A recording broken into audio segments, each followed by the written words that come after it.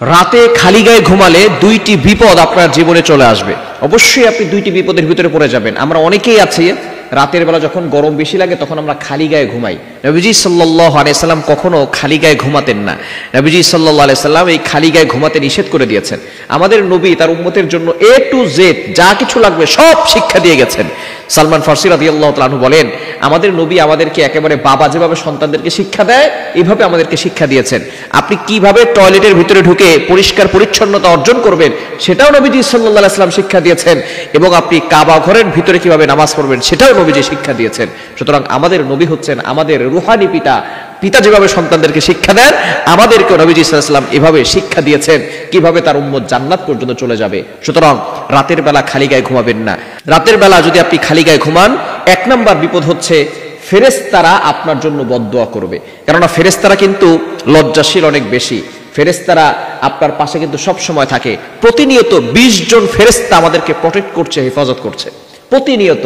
লাহু মুআকিবাতুম মিন বাইনি ইয়াদাইহি ওয়া মিন খালফি ইয়াহফাযুনাহু মিন আমরিল্লাহ। আল্লাহর অর্ডারে প্রতিনিয়ত আমাদেরকে 20 জন ফেরেশতা সব সময় প্রোটোকল দিচ্ছে এবং আমাদেরকে হেফাজত করছে। আমাদের সামনে একজন ফেরেশতা, বামে একজন ফেরেশতা, ডানে একজন ফেরেশতা, বামে একজন ফেরেশতা, এই 4 জন ফেরেশতা সামনে বামে ডানে পিছনে আছে। এবং এই 2 চোখে 2 জন ফেরেশতা আছে, 2 নাকের ছিদ্রে 2 জন ফেরেশতা আছে, কানের ছিদ্রে 2 জন ফেরেশতা আছে। তাহলে এখানে হচ্ছে 6 জন, আর সামনে পিছনে বাম পাশে ডান পাশে হচ্ছে 4 জন, মোট হচ্ছে 10 জন। এই 10 জন সকাল থেকে সন্ধ্যা পর্যন্ত ডিউটি পালন করে। আবার এই 10 জন চলে যায় সন্ধ্যার সময়, সন্ধ্যার পরে আবার সারা রাত ধরে বাকি 10 জন আবার আপনার হেফাজত করার জন্য তারা ব্যবস্থাপনা করে। সুতরাং এই 10 জন 20 জন ফেরেশতা প্রতিদিন আপনাকে প্রটেক্ট করছে, হেফাজত করছে। যদি এই ফেরেশতারা আমাকে আপনাকে প্রটেক্ট না করতো, হেফাজত না করতো, তাহলে মুরগির বাচ্চাকে যেভাবে কাক অথবা চিল পাখি, যে পাখিগুলো আছে, বাস পাখি আছে, এরা মুরগির বাচ্চা খেয়ে ফেলে, যেভাবে মুরগির বাচ্চাকে ছো মেরে উড়িয়ে নিয়ে যায়, সেভাবে যদি ফেরেশতারা আমাদেরকে প্রটেক্ট না করতো তাহলে এই মুরগির বাচ্চাদের মতো জিন জাতি আমাদেরকে ছো মেরে উড়িয়ে নিয়ে যেত। সুতরাং অবশ্যই এই ফেরেশতারা আল্লাহর অর্ডারে আমাদেরকে হেফাজত করছেন। সুতরাং আপনি রাতের বেলা খালি গায়ে ঘুমাবেন না। ফেরেশতারা এতে লজ্জাশীল হন এবং আপনার জন্য দোয়া করেন না। এজন্য অবশ্যই এই বিষয়গুলো খেয়াল করতে হবে। দ্বিতীয় নাম্বার হচ্ছে, যারা রাতের বেলা খালি গায়ে ঘুমায় তাদের বিভিন্ন রোগ হওয়ার সম্ভাবনা আছে এবং জিনের আসর লাগার সম্ভাবনা আছে। বর্তমান আমাদের সমাজে জিনের আসর এবং কালো ম্যাজিক, জাদুটোনা এগুলো বেশি হচ্ছে।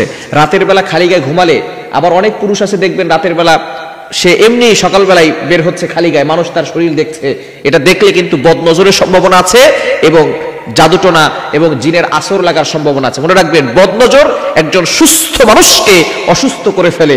বদনজর একটা উটকে, সুস্থ উটকে রান্নার পাতিলে পর্যন্ত পৌঁছে দেয়। অর্থাৎ সে অসুস্থ হয়ে পড়ে, তাকে শেষ পর্যন্ত মালিক জবাই করে রান্নার পাতিলে করে রান্না করে খায়। নবীজি সাল্লাল্লাহু আলাইহি ওয়াসাল্লাম বলেছেন, একজন সুস্থ উটকে বদনজর রান্নার পাতিলে নিয়ে যায় এবং একজন সুস্থ মানুষকে বদনজর লাগলে সে ওই সুস্থ মানুষ অসুস্থ হয়ে কবর পর্যন্ত চলে যায়। সুতরাং এই বদনজর থেকে বাঁচার জন্য অবশ্যই আপনি খালি গায়ে থাকবেন না। আপনি সবসময় কিছু না কিছু আপনার গায়ের উপরে দিয়ে রাখবেন। খালি গায়ে রাতে ঘুমাবেন না, তাহলে 2টি বিপদ আসবে। ফেরেশতারা দোয়া করবে না। 2 নাম্বার, অবশ্যই জিনের আসর, রোগ বালাই আপনার উপরে আসতে পারে। আল্লাহ তাআলা আমাদের সকলকে এই খালি গায়ে থেকে ঘুমানো থেকে বিরত থাকার তৌফিক দান করুন।